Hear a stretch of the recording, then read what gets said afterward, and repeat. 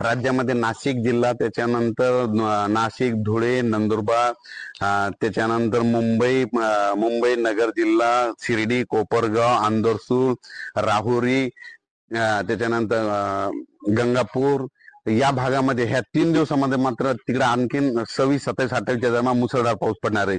पण राज्यात उर्वरित राज्यामध्ये पूर्व विदर्भ, पश्चिम विदर्भ आणि दक्षिण महाराष्ट्रामध्ये या 3 दिवसामध्ये विखुरलेला स्वरूपाचा पाऊस असणार आहे, म्हणून हा अंदाज लक्षात घ्यायचा.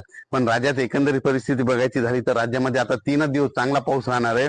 त्याच्यानंतर सर्व शेतकऱ्याचं सोयाबीन काढणीस आलेलं आहे. सर्व शेतकऱ्याला सांगू इच्छितो की राज्यामध्ये आता तुम्ही काय करा, 29 तारखेपासून पावसाचा जोर ओसरणार आहे, म्हणून हा अंदाज लक्षात घ्या. 29 तारखेपासून राज्यातला पूर्व विदर्भ, त्याच्यानंतर पश्चिम विदर्भ, मराठवाड्यातला बऱ्याच ठिकाणचा पावसाचा जोर ओसरणार आहे. त्याच्यामुळे त्या सोयाबीन शेतकऱ्यासाठी आनंदाची बातमी. कारण परत एक सांगतो, राज्यामध्ये आता मान्सून निघून जाणार आहे, पाऊस निघून जाणार आहे. हे बरेच तुम्हाला काय होतंय की बरेच तज्ञ सांगतात. पण यापुढे एक तुम्हाला सांगतो की तुम्ही तुमचंच हे कारण ओळखून घ्यायचं. काय करायचं तुम्हाला सांगतो, 5 ऑक्टोबर पासून ते 20 ऑक्टोबर दरम्यान राज्यामध्ये काय होतं, धुळी येते बघा. आणि धुळी आल्याच्या नंतर आपल्या पिकावर जाळे येतात. सोयाबीन असेल, सोयाबीनवर जाळे, सगळीकडे शेतात गेल्याच्या नंतर जाळे दिसू लागतात. त्याला स्वतः भाषेत म्हणतात की जाळे धुळी.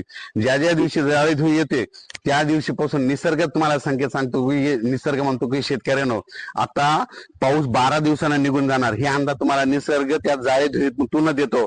म्हणून तुम्हाला बघायचं झालं तर बघा, तुम्ही आता 3 ऑक्टोबरच्या नंतर बऱ्याच ठिकाणी काय होईल, जाळे धुळी येणार आहे, म्हणून हा अंदाज लक्षात येतात. आणि जाळे धुळी आल्याच्या नंतर काय होतं की कम्प्लीट 12 दिवसाला तिथून मान्सून निघून जातो, म्हणून हे देखील लक्षात येतं.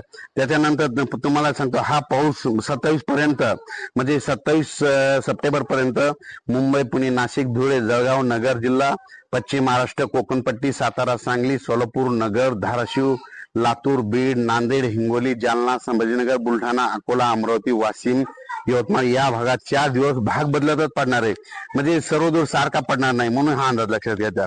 पण याच्यानंतर 2-3 ऑक्टोबरच्या नंतर म्हणजे 2 ऑक्टोबर, 3 ऑक्टोबर, 4 आणि 5 ऑक्टोबर दरम्यान पश्चिम महाराष्ट्रात, कोकणपट्टी, सातारा, सांगली, सोलापूर, कोल्हापूर, जत, मंगसुळी या भागामध्ये मात्र 4-5 ऑक्टोबरच्या दरम्यान परत राज्यामध्ये ऑक्टोबरमध्ये पाऊस असणार आहे. पण उर्वरित राज्यामध्ये मात्र पूर्व विदर्भ, पश्चिम विदर्भ तिकडे हवामान कोरडं राहणार आहे, मराठवाड्याकडे कोरडं राहणार आहे, म्हणून हे लक्षात घ्यायचं. त्याच्यानंतर ह्या 2-3 दिवसामध्ये म्हणजे 26, 27, 28 आणखीन 3 दिवसामध्ये या पावसामध्ये विजेचं प्रमाण जास्त आहे.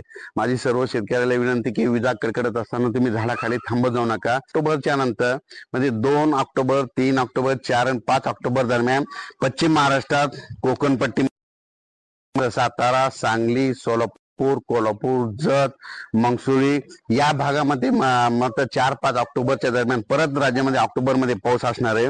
पण उर्वरित राज्यामध्ये मात्र पूर्व विदर्भ, पश्चिम विदर्भ तिकडे हवामान कोरडं राहणार आहे, मराठवाड्याकडे कोरडं राहणार आहे, म्हणून हे लक्षात सांगतो की आता ह्या फक्त 3 दिवसात 26, 27 आणि 28 3 दिवसात राज्यामध्ये फक्त उत्तर महाराष्ट्राकडेच जोरदार पाऊस पडणार आहे. म्हणजे उत्तर महाराष्ट्राकडे मुसळधार राहणार आहे आणि उर्वरित राज्यात मात्र विखुरलेल्या स्वरूपाचा पाऊस पडणार आहे, एक भाग बदलत पडणार आहे, म्हणून हा अंदाज लक्षात येतात.